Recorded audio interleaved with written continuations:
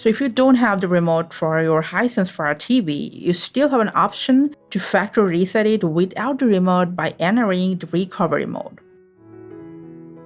For that, let's start by unplugging the TV from its power outlet. Just plug it out. And now, you're going to find the physical power button on your HiSense Fire TV.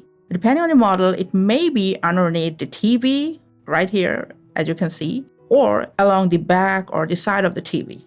Just find the button and press and hold on the power button. And while holding it, plug the TV back into power. Just keep holding the button until the Fire TV logo appears. After that, just release the button. And then wait patiently for about 7 to 10 seconds. The Fire TV recovery screen should appear. If you're an Android phone user, this interface should be familiar to you. So from here, you can quickly press the power button to move through the options until you reach Wipe Data or Factory Reset. To select it, just long press on the power button. So on the next screen, go down to highlight Factory Data Reset. But keep in mind, as we all know, this will delete your apps, personal information, customized settings, although you can restore all your data during the setup process, so don't worry about that.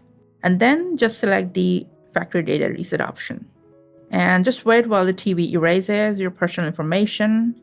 So the reset is complete, and as you can see, it'll return to the recovery screen once again. Now you're gonna just highlight and select Reboot System Now, and the TV will restart and take you, back to the initial Fire TV setup screen.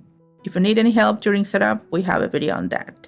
And that's how you can enter recovery mode and factory reset your HiSense Fire TV without its remote. Thanks for your time.